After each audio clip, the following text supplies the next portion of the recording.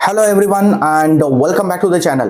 This is the second lecture of KTG and radiations और इसके अंदर आज हम स्टडी करेंगे root mean square, RMS velocity, उसके बाद में dependence of energy on temperature, उसके बाद में law of equipartition of energy और लास्ट में degrees of freedom for monoatomic and diatomic gas molecules. इन सभी टॉपिक्स को आज के लेक्चर में हम कवर करेंगे। तो चलिए शुरू करते हैं सबसे पहले आरएमएस वेलोसिटी से। लास्ट लेक्चर के अंदर हम लोगों ने प्रेशर ऑफ आइडियल गैस, उसके लिए एक डेरिवेशन देखा था, एक फॉर्मूला हमने डिराइव किया था, उसी से हमें स्टार्ट करना है। तो प्रेशर का इक्वेशन क्या था?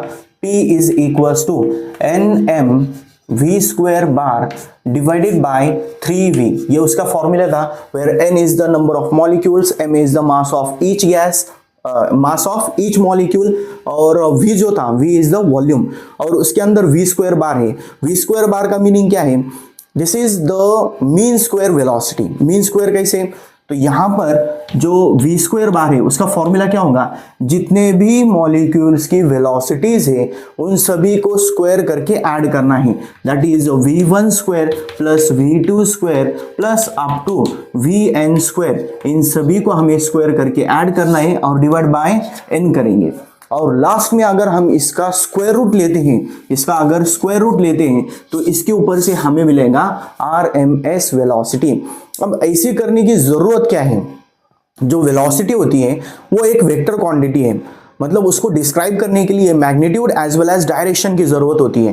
तो यहां पर अगर मैं कोई मॉलिक्यूल कंसीडर करता हूं, वो अगर पॉजिटिव एक्स डायरेक्शन के अंदर मूव करेगा तो उसकी वेलोसिटी पॉजिटिव हो गई, और निगेटिव एक्स डायरेक्शन के अंदर सेम मैग्नीट्यूड सेम स्पीड से मूव कर रहा होगा तो उसकी वेलोसिटी नेगेटिव होंगी। एक पॉजिटिव है दूसरी नेगेटिव है, इन दोनों को ऐड करेंगे तो रिजल्टेंट हमारा जीरो मिल जाएगा। सो वेलोसिटी को ऐड करते वक्त वहां पर वेलोसिटीज पॉजिटिव, नेगेटिव और जीरो भी हो सकती है, तो उसकी वजह से जो फाइनल रिजल्ट मिलेगा हमें वो थोड़ा सा गलत हो सकता है। तो उसके लिए यहाँ पर आरएमएस लिया जाता है।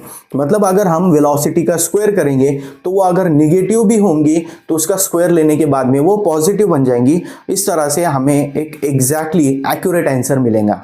तो इसीलिए हमें आरएमएस वेलोसिटी फाइंड आउट करनी होती है। तो इसके अंदर यहां पर सबसे पहले हम v स्क्वायर बार कितना है वो देखेंगे।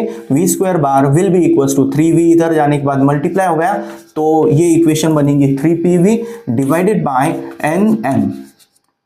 अब इसके बाद हमें पता है pv, आइडियल गैस इक्वेशन अगर हम यूज करेंगे तो pv इज इक्वल्स टू क्या होता है? nRT। अब ये इक्वेशन के अंदर पुट करेंगे तो v स्क्वायर बार कितना मिल जाएगा? v square bar will be equals to 3nRT upon nm। अब यहां पर जो स्मॉल n है this is the number of moles, और नंबर ऑफ मोल्स का फॉर्मूला होता है, दो फॉर्मूलेज होते हैं, mass of gas divided by molar mass, और उसका दूसरा फॉर्मूला होता है number of molecules divided by Avogadro's number. हम सेकंड वाला यूज करेंगे, that is number of molecules divided by Avogadro's number. अगर ये वैल्यू पुट करेंगे तो v स्क्वायर बार कितना मिल जाएगा? This will be equals to 3, n की जगह कितना आ जाएगा? n अपॉन na, और उसके बाहर रह जाएगा यहाँ पर RT as it is, and divided by n into m, this will be also remains same. So here nn will get cancel, और यहाँ पर na into m करेंगे, Avogadro's number into mass of each molecule करेंगे तो हमें molar mass of the gas मिल जाएगा। So next step के अंदर यहाँ पर v स्क्वायर बार की वैल्यू कितनी हो जाएंगी? ऊपर 3RT रह गया, 3RT, और डिवाइड बाय नीचे क्या आ जाएगा यहाँ पर? Molar mass, that is m0, molar mass आ गया। अब इसका अगर हम स्क्वायर रूट लेते हैं, स्क्वायर रूट लेंगे तो ये बन जाएगा हमारा, स्क्वायर रूट लेने के बाद में स्क्वायर रूट अगर लेते हैं तो उसके बाद ये बन जाएगा RMS velocity. So this v RMS velocity will be equals to root of 3RT upon m0, 3RT upon m0। ये होगा आरएमएस वेलोसिटी के लिए इक्वेशन। अब इसके अंदर हम देख सकते हैं कि आरएमएस वेलोसिटी टोटली टेम्परेचर के ऊपर डिपेंड करती है। किसके ऊपर? टेम्परेचर।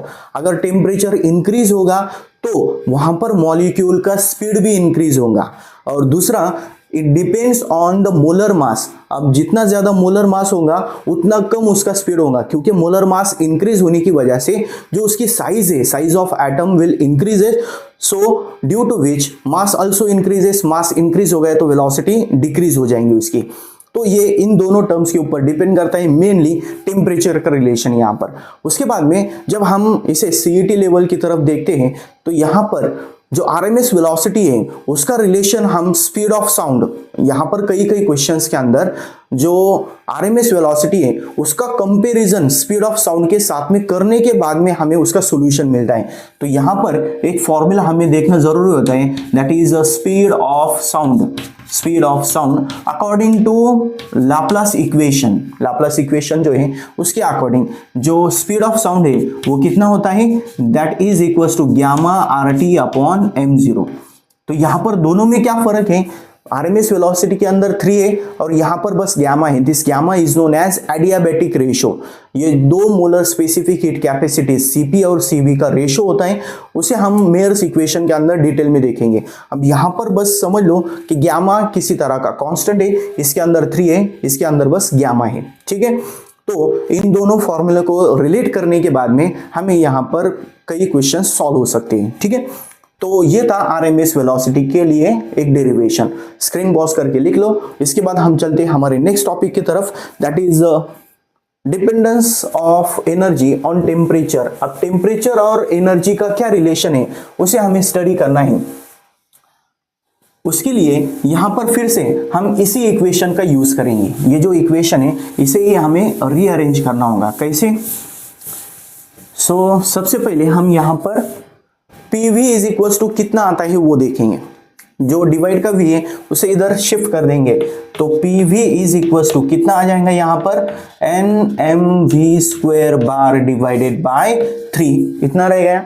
इसके बाद में यहाँ पर इसे डिवाइड एंड मल्टीप्लाई बाय 2 करना है, डिवाइड एंड मल्टीप्लाई बाय 2। तो इसकी वजह से क्या हो जाएगा, this PV will be equal to, जो मल्टीप्लाई का 2 है उसे साइड में लेना है, मल्टीप्लाई का 2 साइड में आ गया, उसके बाद में डिवाइड का 3 भी साइड में आ गया, उसके बाद में यहाँ पर n एज इट इज, और जो डिवाइड का था, डिवाइड का 2 उसे हम साइड में ले लेंगे तो ये बन जाएगा हाफ mv² बार, ठीक है। This is our equation first, equation first आ गई।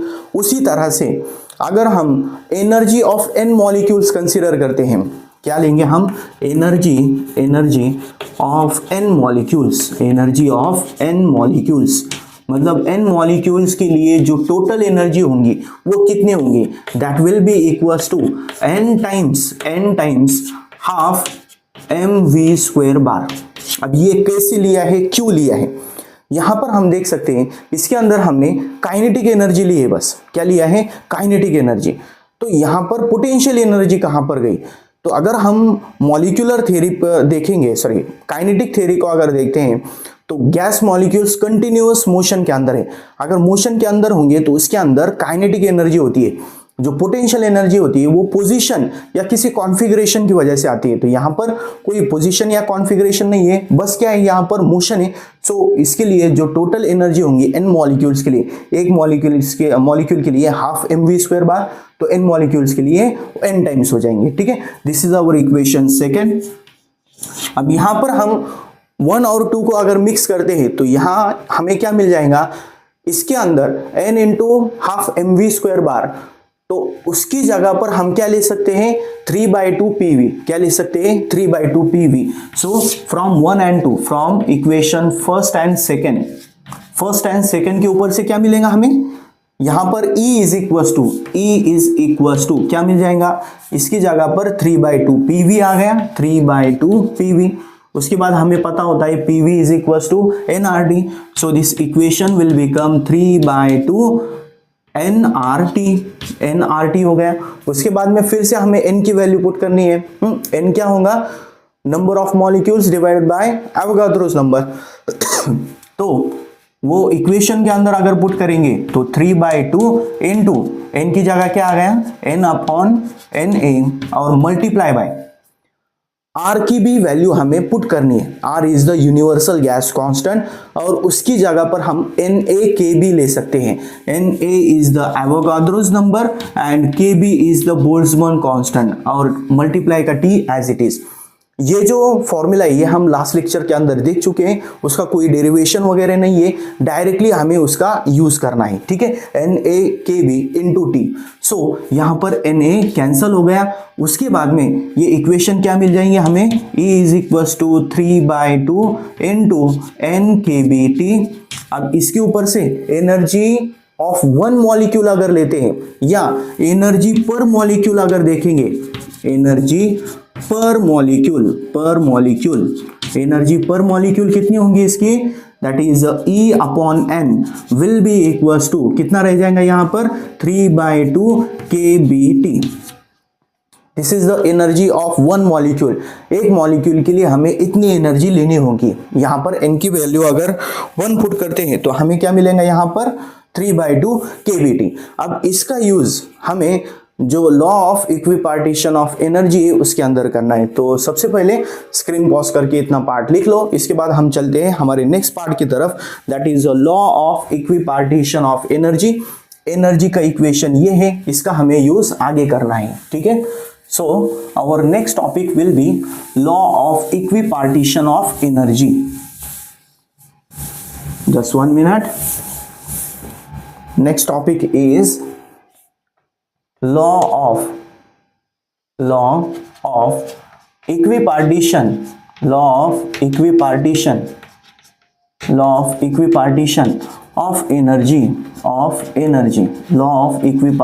of energy अब देखो ये लॉ क्या बताता है, जो हमारी टोटल एनर्जी आई है वो कितनी है 3/2 kBT।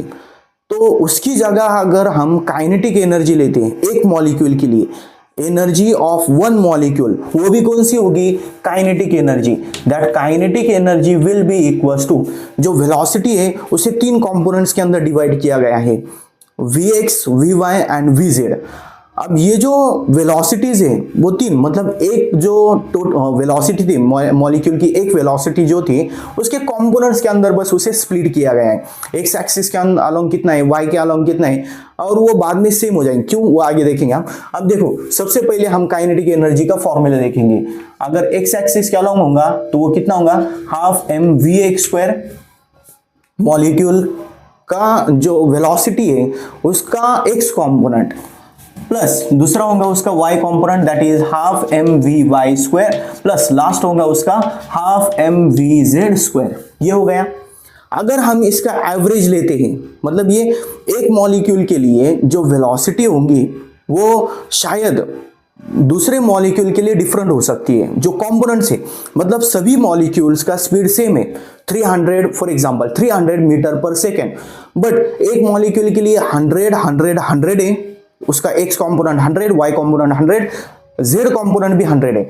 बट दूसरे मॉलिक्यूल के लिए कितना है वो 150, 50, 100, 150, 50, 100, फिर से एडिशन कितनी है 300।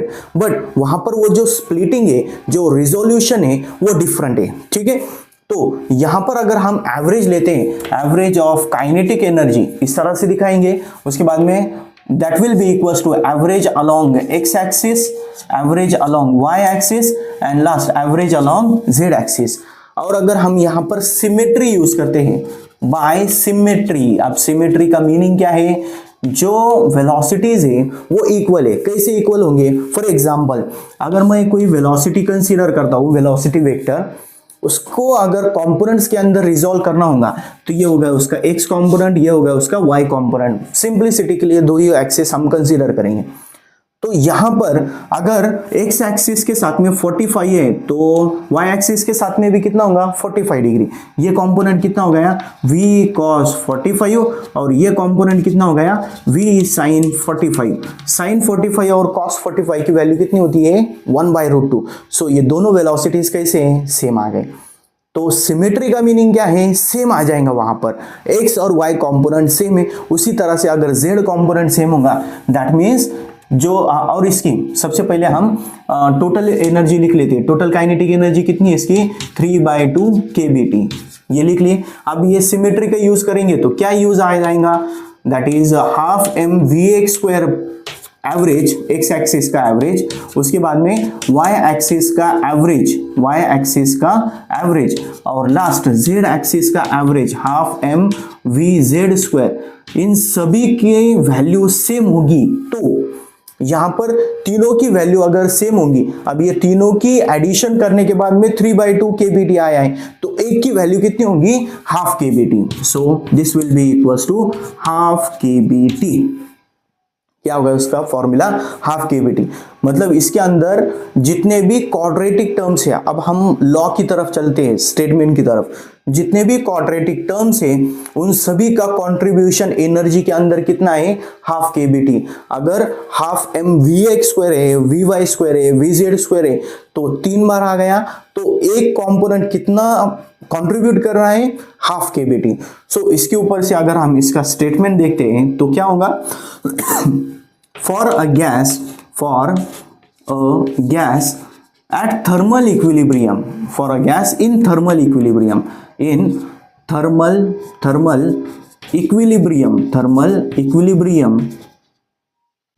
equilibrium at temperature T, the energy associated with each quadratic term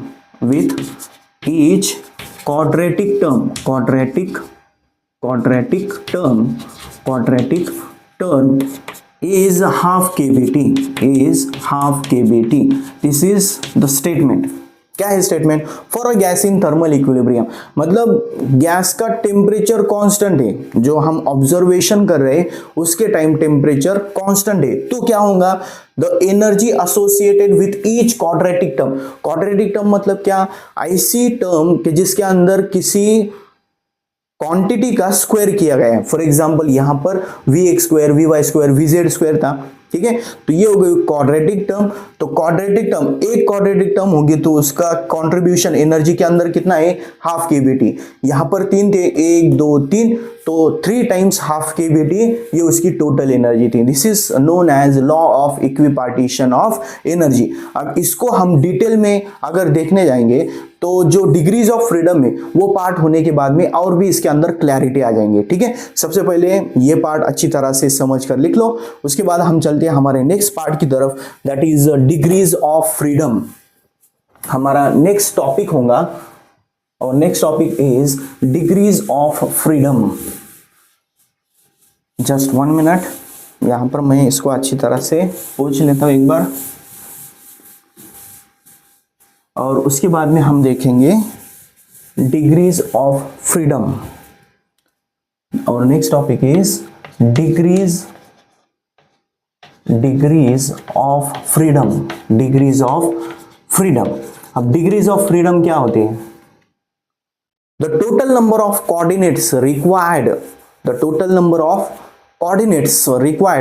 to describe the position and configuration of a molecule। मगर अगर किसी मॉलिक्यूल की पोजीशन को दिखाना होगा तो उसके लिए कितनी कोऑर्डिनेट्स की जरूरत है, एज वेल एज उसकी कॉन्फ़िगरेशन, मतलब उसकी स्टेट क्या है, उसके अंदर और भी कोई दूसरे मोशंस है कि उन सभी को दिखाने के लिए, इन सभी के एडिशन करने के बाद में जो नंबर मिलता है, that number is known as degrees of freedom. For example, अगर मैं इस तरह से ये चॉक पकड़ता हूं तो आपके पर्सपेक्टिव में इसको दिखाने के लिए, इसकी पोजीशन को दिखाने के लिए कितने कोऑर्डिनेट्स रिक्वायर्ड है, 2 लगने वाले। कैसे, स्क्रीन को अगर हम देखेंगे तो स्क्रीन का एक कॉर्नर हम ओरिजिन अगर कंसीडर करते हैं, फॉर एग्जांपल यहां पर आपका ओरिजिन हो गया, तो उसका एक्स एक्सिस ये हो गया, उसका वाई एक्सिस ये हो गया, मतलब इसकी पोजीशन दिखाने के लिए आपको कितने कोऑर्डिनेट्स की जरूरत है, 2। तो इसकी डिग्रीज ऑफ फ्रीडम कितने हो गए आपके अकॉर्डिंग, 2। बट मेरे पर्सपेक्टिव से अगर देखा जाएगा तो इसके लिए डिग्रीज ऑफ फ्रीडम 3 रिक्वायर्ड है। इसकी पोजीशन दिखाने के लिए, सबसे पहले देखो, इसकी पोजीशन दिखाने के लिए मुझे 3 कोऑर्डिनेट्स की जरूरत है। ये हो गया उसका एक्स एक्सिस, ये हो गया उसका वाई एक्सिस, और ये होगा उसका जेड एक्सिस। 3 डायमेंशनली अगर देखा जाएगा तो 3 कोऑर्डिनेट्स की जरूरत है। अगर स्क्रीन के ऊपर देख रहे हो तो आपको 2 कोऑर्डिनेट्स की जरूरत है। तो डिग्रीज ऑफ फ्रीडम जो है वो मॉलिक्यूल टू मॉलिक्यूल, और जो ऑब्जर्वेशन है वो ऑब्जर्वेशन के अकॉर्डिंग चेंज होता है। तो यहाँ पर अगर हम कोई मॉलिक्यूल कंसीडर करते हैं और उसके अंदर भी हम बस अब डाई एटॉमिक और मोनो एटॉमिक गैस के लिए देखेंगे, तो सबसे पहले मोनो एटॉमिक गैस के लिए डिग्रीज ऑफ फ्रीडम कितने होती है? मोनो एटॉमिक की स्पेलिंग के अंदर हर बार गड़बड़ हो जाती है। हम क्या लिखते हैं? मोनो एटॉमिक, बट बुक के अंदर क्या दिया है? मोनो एटॉमिक ऐसे उसे रीड करेंगे, प्रोनाउंस करेंगे। तो मोनो एटॉमिक गैस के अंदर फॉर एग्जांपल ऐसी कोई गैस है कि उसके अंदर जो गैसियस एटम्स है वो सिंगल फॉर्म में है, मतलब सिंगल एटम्स वहां पर प्रेजेंट है। उसको हम कैसे इमेजिन कर सकते हैं? फॉर एग्जांपल यहाँ पर अगर मैं कोई रूम कंसीडर करता हूँ, जिस रूम के अंदर नीचे का फ्लोर, ऊपर का फ्लोर, बाकी साइड के वॉल्स सभी प्लेन है, और उसके अंदर अगर मैं कोई रबर बॉल लेता हूं, उस रबर बॉल को जोर से फेंकूंगा तो वहां पर क्या करेगा? वो बॉल जहां पर भी जगह मिलेंगी, जहां पर भी अगर उसके सामने ऑब्स्टेकल आएगा, कौन सा ऑब्स्टेकल है? जो वॉल्स है या ऊपर की सीलिंग या नीचे की फ्लोर है, इन सभी के साथ में आएगा वो बाउंस करेगा और निकल जाएगा। आया, कोलाइड किया, निकल गया। इस तरह से उसका मोशन होगा रैंडम। और उसके अंदर अगर किसी भी पॉइंट के ऊपर मुझे उसकी पोजीशन दिखानी होगी तो मुझे कितने कोऑर्डिनेट्स चाहिए? 3। उसका एक्स कोऑर्डिनेट कितना है, वाई कितना है, जेड कितना है। तो यहां पर अगर वो ट्रांसलेशनल मोशन परफॉर्म कर रहा है, क्या? ट्रांसलेशनल, उसके अंदर दूसरा कोई मोशन नहीं है। अगर मैं बॉल का एग्जांपल कंसीडर करूंगा तो वो घूम भी रहा है, बट उसका वहां पर कुछ इतना ज्यादा इंपैक्ट नहीं होगा, तो वहां पर बस वो ट्रांसलेट कर रहा है। तो मोनो एटॉमिक गैस अगर हम कंसीडर करते हैं तो उसके अंदर क्या होगा? बस ट्रांसलेशनल डिग्रीज ऑफ फ्रीडम होंगे। कौन से होंगे? Translational degrees of freedom. और वो कितने होंगे? 3 होंगे, क्योंकि उसकी पोजीशन को दिखाने के लिए 3 कोऑर्डिनेट्स रिक्वायर्ड है। Okay, clear? इसके अंदर कोई ज्यादा कंफ्यूजन नहीं है। कंफ्यूजन कब होता है? जब हम डायटोमिक गैस कंसीडर करते हैं। अब देखो, ये जो पार्ट है ये आप लोग अच्छी तरह से समझ लो, क्योंकि मेयर्स इक्वेशन के अंदर हमें डिफरेंट टाइप के मोनो, डायटोमिक और पॉलीएटॉमिक गैस मॉलिक्यूल्स के लिए जो Cp, Cv और गामा है, ये 3 वैल्यूज फाइंड आउट करनी होती है। उसके लिए ये रिक्वायर्ड होता है, ठीक है। उसके बाद में हम सेकंड कंसीडर करेंगे, that is number 2, diatomic gas. अगर कोई डायटोमिक गैस है तो उस केस के अंदर क्या होगा? डायटोमिक गैस के अंदर सबसे पहले हम कंसीडर करेंगे इसका सब पार्ट रिजिड मॉलिक्यूल है। मॉलिक्यूल कैसा है? रिजिड। अब रिजिड मॉलिक्यूल होगा तो यहां पर उसका शेप किस तरह से होगा? तो वहां पर 2 एटम्स होंगे, इस तरह से 2 एटम्स कुछ डिस्टेंस के ऊपर होंगे, इस तरह से बीच में कोई डिस्टेंस होगा। फॉर एग्जांपल एक डंबल हम ले सकते हैं। डंबल के अंदर तो 2 जो साइड के पार्ट्स है उन्हें जोड़ने के लिए एक रॉड होता है। यहां पर मॉलिक्यूल्स के केस में कोई रॉड नहीं होगा, तो वो जो रॉड की जगह पर यहां पर क्या होगा? बस स्पेस होगा दोनों के बीच में। तो वो एक टाइप का बॉन्ड ले सकते हैं हम, उसको ज्यादा कुछ कंसीडर करने की जरूरत नहीं। मेन फोकस होगा हमारा इस इस एटम के ऊपर, ठीक है। अगर मैं कोई डंबल लेता हूं और डंबल को इस तरह से फेंक दूंगा तो फेंकने के बाद में उसकी पोजीशन को दिखाने के लिए कितने कोऑर्डिनेट्स की जरूरत है? फिर से 3। तो सबसे पहले अगर हम रिजिड मॉलिक्यूल भी कंसीडर करेंगे, उसके अंदर 3 ट्रांसलेशनल डिग्रीज ऑफ फ्रीडम होंगी। There are 3 translational degrees of freedom. मैं एक बार चेक कर लेता हूं, ये चल रहा है या बंद हो गया बीच में? ओके, चल रहा है। तो यहाँ पर जो मॉलिक्यूल होगा, डायटोमिक मॉलिक्यूल अगर होगा तो वहां पर उसकी पोजीशन को भी दिखाने के लिए 3 ट्रांसलेशनल डिग्री कोऑर्डिनेट्स की जरूरत है। Okay, done. उसके बाद में अब वो जो डंबल होगा वो घूम भी रहा है, वो क्या कर रहा है? घूम रहा है। तो घूमने की वजह से उसके अंदर एक और ऐड हो जाएगा, that is rotational degrees of freedom. क्या होगा वो? Rotational degrees of freedom. अब रोटेशनल डिग्रीज ऑफ फ्रीडम कितने होंगे उस केस के अंदर? 2 होंगे। 3 क्यों नहीं होंगे? अब अगर हम 3 एक्सिस के अंदर उस डायटोमिक मॉलिक्यूल को घुमाते हैं तो वहां पर एक एक्सिस के अलोंग मोमेंट ऑफ इनर्शिया 0 होगा। अब इसको समझाने के लिए रॉड तो नहीं है ये, अब देखो झाड़ू से काम चला लेंगे आप। ओके, सो समझ लो, अब यहां पर जो मॉलिक्यूल होगा, मॉलिक्यूल मूव करते वक्त, मोशन छोड़ दो उसका, जो ट्रांसलेशनल मोशन है वो छोड़ दिए, अब रोटेशनल डिग्रीज ऑफ फ्रीडम इसके अंदर कितने होंगे, कितने एक्सिस के अलोंग ये डायटोमिक मॉलिक्यूल घूम सकता है। तो सबसे पहले ये उसका फर्स्ट रोटेशन हो गया, this is the first rotation, पहला रोटेशन इस तरह से, फॉर एग्जांपल ये वाई एक्सिस के अलोंग हो गया। उसके बाद में दूसरा रोटेशन कैसा पॉसिबल है, दूसरा रोटेशन ऐसा वर्टिकल, एक हॉरिजॉन्टल हो गया, एक इसका वर्टिकल हो गया, इस तरह से वर्टिकल के अलोंग भी ये रोटेट करेगा। अब ये वाई एक्सिस हो गया और लास्ट में जेड एक्सिस हो गया और लास्ट में एक और एक्सिस रह गया, दैट इज एक्स एक्सिस। अब ये जो स्टेट है, इस स्टेट के अंदर अगर मैं इसे घुमाता हूं, इस तरह से अगर मैं घुमाता हूं तो ये उसका एक्स एक्सिस हो गया। एक्स एक्सिस के अलोंग उसका जो मोमेंट ऑफ इनर्शिया है वो जीरो है। इस तरह से अगर हम इसे घुमाते हैं तो घुमाने की वजह से ये जो साइड के जो फॉर एग्जांपल दो बॉल्स होंगे उनका मोमेंट ऑफ इनर्शिया जीरो हो जाएगा। सो यहां पर डायटोमिक केस के अंदर y और z ये दो ही एक्सिस ऑफ रोटेशन होंगे, जो थर्ड एक्सिस होगा उसके along moment of inertia zero है, तो उसकी वजह से यहां पर जो उसके अंदर दो रोटेशनल डिग्रीज ऑफ फ्रीडम होगी। ओके, कैसे आ गए समझ गए आप लोगों को, उसके अंदर दो एक्सिस के अलोंग वो घूम रहा है, दो एक्सिस, एक उसका y एक्सिस, दूसरा उसका z एक्सिस, तीसरे एक्सिस के अलोंग उसका जो मोमेंट ऑफ इनर्शिया है वो जीरो है। तो यहां पर रोटेशनल डिग्रीज ऑफ फ्रीडम इस केस के अंदर कितने हो जाएंगे, दो हो जाएंगे, तीसरा वहां पर नहीं आएगा। तो इसके बाद में जो इसकी टोटल एनर्जी होगी, that total energy will be equals to energy due to the translational degrees of freedom, translational degrees of freedom.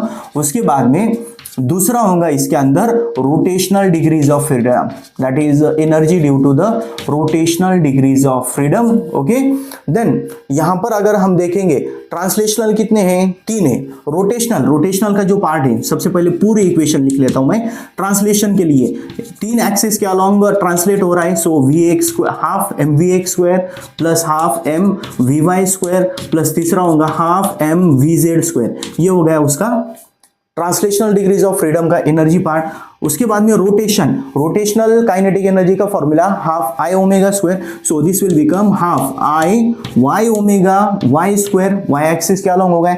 उसके बाद में जेड एक्सिस के along, that is half I Y I Z omega Z square. तो यहां पर कितने quadratic terms है, 1 2 3 4 5। तो यहां पर जो उसकी टोटल एनर्जी होंगी that will be equals to 5 times half KVT.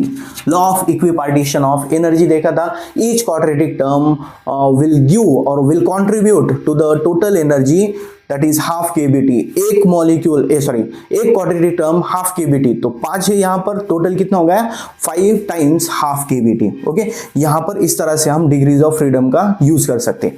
उसके बाद में जो डायटोमिक मॉलिक्यूल है उसका दूसरा पार्ट होता है that is non rigid. Second part is non rigid molecule, non rigid molecule.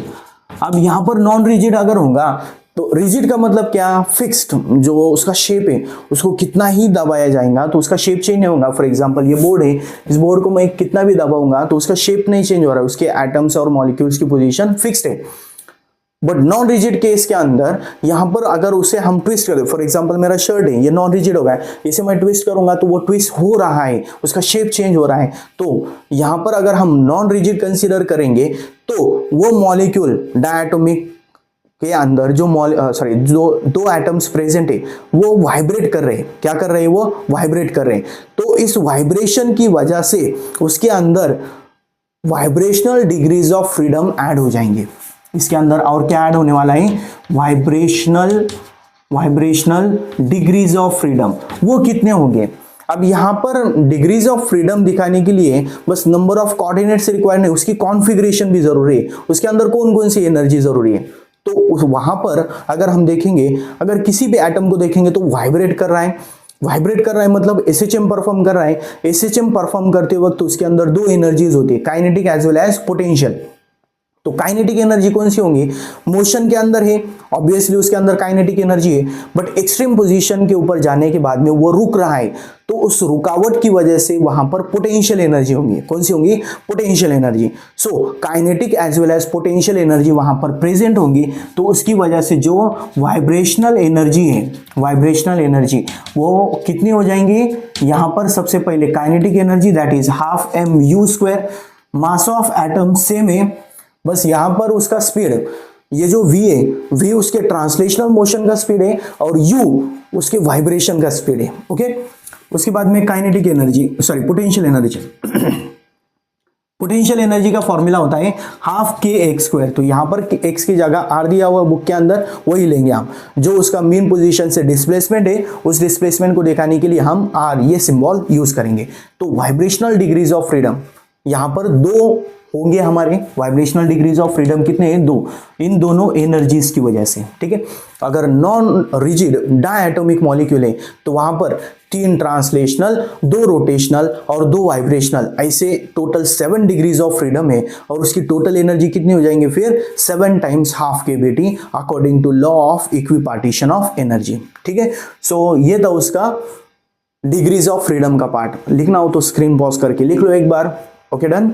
सो आज के लेक्चर के लिए बस इतना ही। आज हमने आरएमएस वेलोसिटी देखा, उसके बाद में एनर्जी का इक्वेशन, उसके बाद में degrees of freedom, law of equipartition of energy, इन सभी टॉपिक्स को कवर किया है। नेक्स्ट लेक्चर के अंदर हम मेयर्स इक्वेशन को देखेंगे, उसके अंदर जितने भी mono, diatomic, polyatomic gas molecules के लिए जो डिग्रीज ऑफ फ्रीडम है उसका यूज करके हम सीपी, सीवी और गामा की वैल्यूज फाइंड आउट करेंगे। सो मिलते हैं नेक्स्ट वीडियो में, तब तक के लिए पढ़ाई करते रहिए। अगर आप लोगों को इस टॉपिक के रिलेटेड कोई भी डाउट होगा तो आप मुझे कमेंट्स के अंदर पूछ सकते हो, मैं उसका क्लैरिफिकेशन दे दूंगा। मिलते हैं नेक्स्ट वीडियो में। Thank you so much.